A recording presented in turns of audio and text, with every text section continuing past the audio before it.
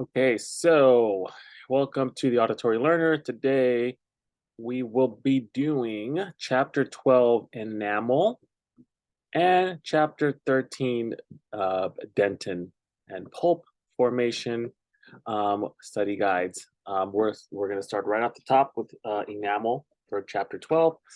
Um, we need to understand that there are different enamel, there's different types of hard tissue loss with enamel. There's attrition, abrasion, erosion, caries, and abfractions. We know that attrition is through tooth to tooth contact, mastication. Abrasion is through friction from toothbrushing or toothpaste. Erosion is through chemical means like acid, not involving bacteria. Caries is lost through chemical means acid from cariogenic bacteria. Abfraction is possible through tensile compressive forces. We know this already. We know the clinical appearance of all this. We've studied this before. Um, Usually, abrasion is usually at the cervical, facial areas. Attrition is usually on the cusps and flat restorations. Erosion is the broad concavities, increased translucency, pulp exposure, caries. We know abfractions also through facial, lingual, cervical areas. Um, Dentino enamel issue stemming from celiac disease is classified as an allergy or nutritional deficiency. Dental enamel issues from celiac could be tooth discoloration, yellow white, poor enamel, mottled, translucent looking teeth, tooth defects, similar to excessive exposure to fluoride. Fluoride is the significance in relationship to enamel.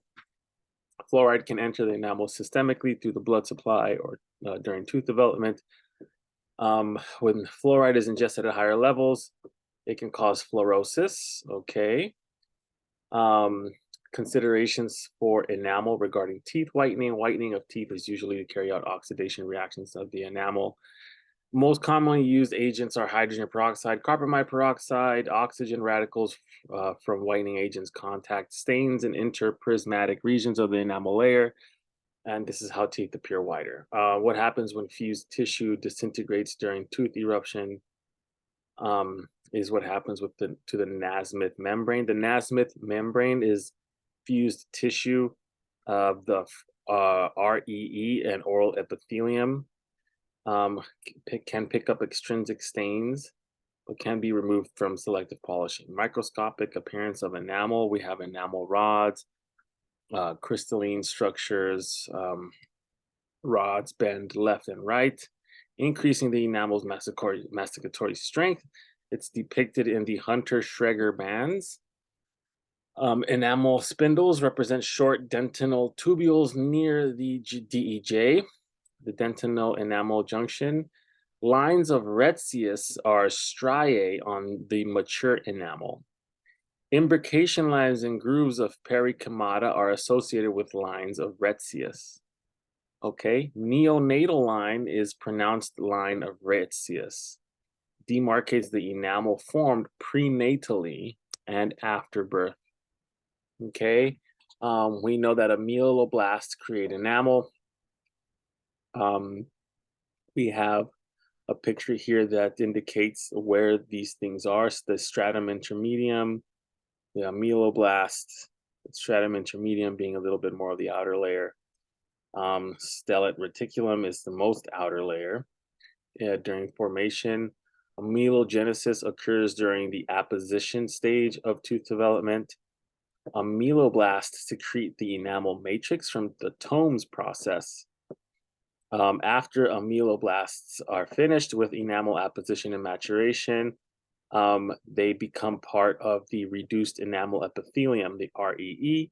Again, the Tomes process is the part of the enamel matrix. It's not an actual process.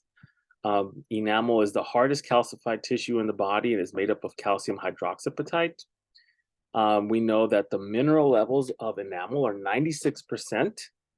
Okay, the mineral levels of dentin are 70%. The mineral levels of cementum is 65%. And the mineral level of alveolar bone is 60%. So enamel 96, dentin 70. cementum 65, alveolar bone 60. Then I'm not sure if this is important, the organic and water levels.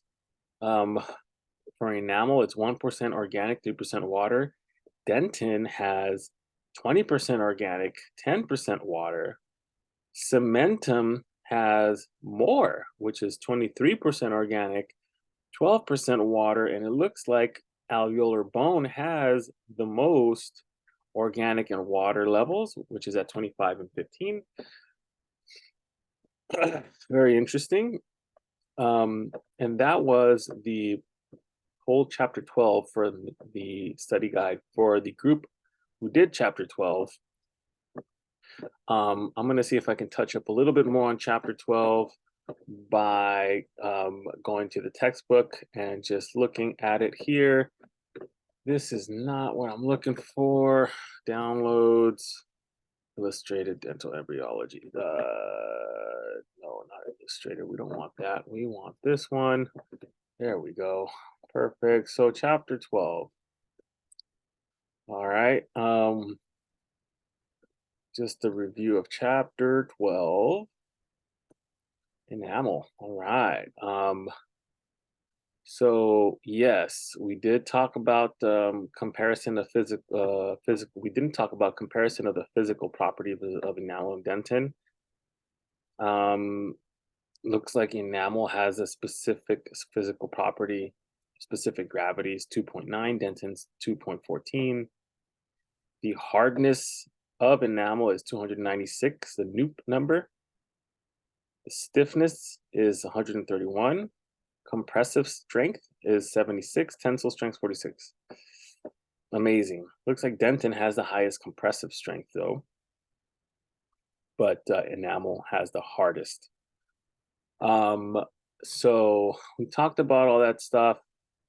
We know we should be able to label ameloblast, the enamel matrix, the dentin, predentin, odontoblast, which make the dentin, then the pulp. All right, we got that. Clinical considerations during enamel formation is certain developmental disturbances, such as enamel pearl and enamel dysplasia, can occur in enamel during the apposition stage. Another common development disturbance is the deepened pit and groove patterns of the lingual surface of anterior teeth and on the occlusal surfaces. Yeah, so that's what it is. More clinical considerations with enamel pathology. The weak areas of deepened pits and grooves are targets for enamel caries. Dental biofilm can become sheltered in these irregular areas. Dental fluorosis. Okay, then we talk about enamel rods. The crystals in the rod groups bend sinusoidally to the right or left, okay, and angled to adjacent groups, increasing enamel strength. This is shown in the Hunter-Schrager bands, HSB, alternating light to dark lines notated in certain enamel using reflected rather than transmitted light. A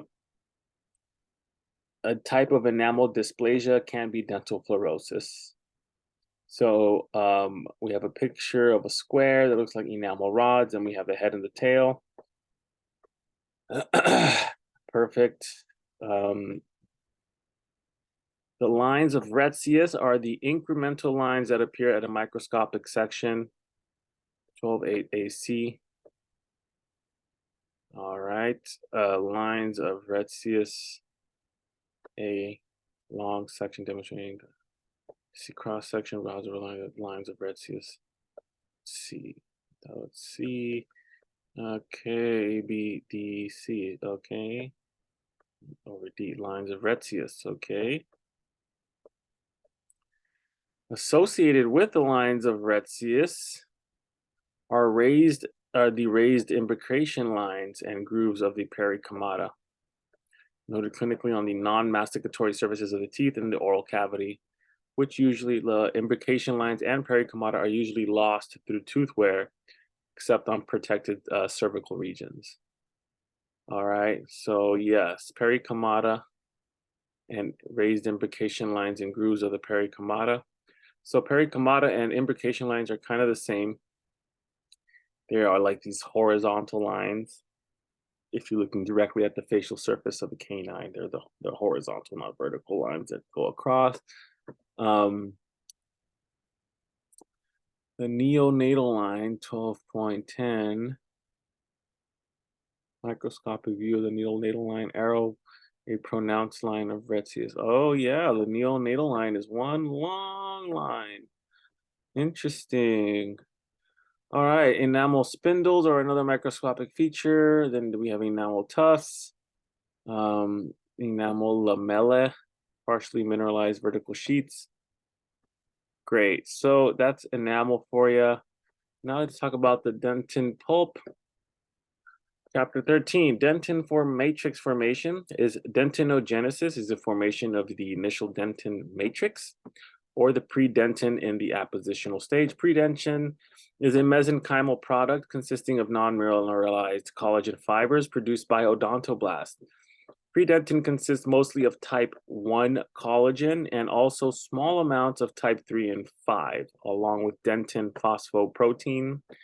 Odontoblasts formed from the outer cells of the dental papilla are induced by the ameloblast to produce dentin layers, moving away from the dentin enamel junction. The appositional growth of dentin, unlike enamel, occurs throughout the life of the tooth, filling the pulp chamber of both the crown and root. Mature dentin dentin is by weight 70% inorganic mineralized material, 20% organic material, 10% water material. We talked about this before. The crystalline formation of mature dentin consists mostly of calcium hydroxyapatite. All right, dentin matrix maturation. That was formation. Now maturation is composed in two phases, which is primary and secondary. Calcium hydroxyapatite crystals form as globules or calcophyrules in collagen fibers and the prevention that allows expansion and fusion of primary mineralization phase. New areas of mineralization occur as globules form in partially mineralized prevention during the secondary mineralization phase. Incomplete fusion during the secondary mineralization phase finalizes in differences that are noted microscopically on the crystalline dentin. Areas where both primary and secondary mineralization have occurred with crystalline fusion, they appear as light rounded areas microscopically and are known as globular dentin. The darker arc-like areas in the microscopic section of the dentin are known as interglobular dentin. All right.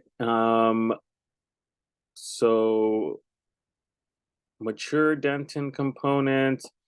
Dentin is avascular, much like enamel. Odontoblasts within the dentin receive its nutrition through their tissue in the dentinal tubules that travel from the blood vessels located in the adjacent pulp. There's three types of nerve fibers found within the dentin, which are A, both delta and beta, and C fibers. So A and C fibers. A are delta and beta, and C are fibers. Okay. They're classified based on their diameter and their conduction velocity. There are two types of curvature established in the direction of dentinal tubules, primary and secondary. Primary reflects the overall tubule course over time. Secondary reflects the smaller daily changes in odontoblast direction during the appositional growth. So primary overall tubule course over time. Secondary is smaller daily changes in odontoblast direction during appositional growth. Dental tubules are also crowded near the pulp.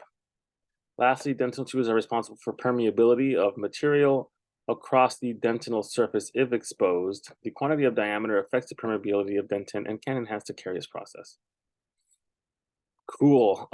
Moving forward, dentin types. There's peritubular dentin. Well, again, dentin is not a uniform tissue. There are different types of dentin throughout the structure. Different types of dentin can differentiate by relationship to the dentinal tubules. So there's peritubular dentin, which creates the wall of the dentinal tubule, highly mineralized. Intertubular dentin, found between the tubules, highly mineralized but less peritubular. Mantle dentin, the first predentin that forms and matures within the tooth near the DEJ and underneath the enamel. Large diameter collagen fibers. The von Korff fibers are associated with the mantle dentin. Von Korff mantle dentin, found in the outermost layer near the dentino-enamel junction underneath the enamel. The circumpulpal dentin makes up the bulk of the dentin in the tooth, forms and matures after the mantle dentin. Collagen fibers are mostly parallel to the DEJ. Then there's primary dentin, which is formed in a tooth before the completion of the apical foramen or foramina of the root, characterized by its regular pattern of dentinal tubules. Secondary dentin, formed after completion of the apical foramen and continues to form throughout the life of the tooth. Formed more slowly than primary dentin, therefore it makes up less of the dentin in the tooth and is less mineralized. Fills the pulp chamber along the outer wall. Tertiary dentin forms quickly in local region, responsible to localized injury exposed to dentin. All right, so primary, secondary, tertiary dentin, right there. The main types of dentin in relationship to the enamel, the pulp, the mantle dentin, and circumpulpal dentin. So the pulp, the mantle dentin is adjacent to the pulp. Circumpulpal is like basically going around the pulp, going down lower. Okay. Again, primary dentin formed in the tooth before completion of the apical foramen. Secondary dentin formed after completion of the apical foramen, and it's formed slowly. Then primary, it makes up less. Then tertiary dentin is responsible by localized injury, consists of irregular tubules, also called sclerotic dentin, found in association with chronic injuries, caries, attrition, abrasion, and aging. There are imbrication lines of von Ebner. Incremental lines are bands, similar to growth in trees. Contour lines of Owen, adjoining paralleling lines, demonstrates a disturbance in body metabolism. Example, trauma during birth, the neonatal line. Tetracycline antibiotics taken systemically during tooth development. Those are can be also examples of contour lines of Owen. Tomes granular layer found in section of dentin peripheral part beneath the root cementum adjacent to the DCJ, and as its name states, it appears granular. Changes are unknown but believed. Aging dentin, the continuous narrowing of the lumen of the dentinal tubules, which is increasing in calcification. Dentin and cementum can regenerate with limited capacity. There's an increase in mineralization of dentin with age through deposition of minerals within the lumens, most commonly tooth darkening. Okay, the formation of secondary dentin starts and will continue for the lifetime of the tooth. Pulp anatomy, the innermost part of the tissue, dense and radiolucent, smaller extensions. The pulp is involved in support maintenance. Pulp has sensory, nutritional, protective properties.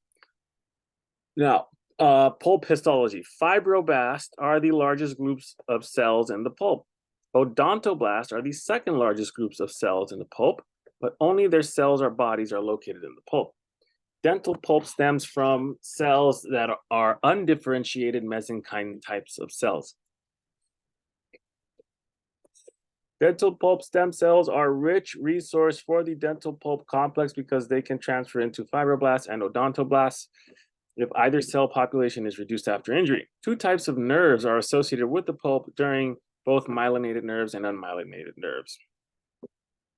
The myelinated nerves axons are sensory afferent neurons in the sentinel tubules. The unmyelinated nerves are associated with blood vessels. Nerve fibers originate from the mandibular and maxillary branches of the cranial nerve, the trigeminal, the fifth, and have their cell bodies in the trigeminal ganglion. And we're going to end it with this. Pulp zones. There's 4 zones from outer to inner. There's the odontoblastic layer, which lines the outer pulpal wall, consists of odontoblast cell bodies, forms secondary dentin, and causes cell bodies to realign themselves. There's cell-free zone, contains fewer cells compared to the odontoblastic layer. Nerve and capillary plexus are found in the cell-free zone. There's a cell-rich zone, which contains increased density of cells compared to cell-free zone, more extensive and vascular. Then the pulpal zone is located in the center of the pulp, similar to rich zone, many cells, extensive vascular supply. The overall pulp cavity may be smaller by additional secondary or tertiary dentin, thus clinically causing pulp recession. Pulp horns recede with aging. As people age, the pulp decreases in intracellular substance, water, and cell, but are replaced with increased amount of collagen fibers. This leads to reduction in the regenerative capacity of the pulp due to loss of these cells.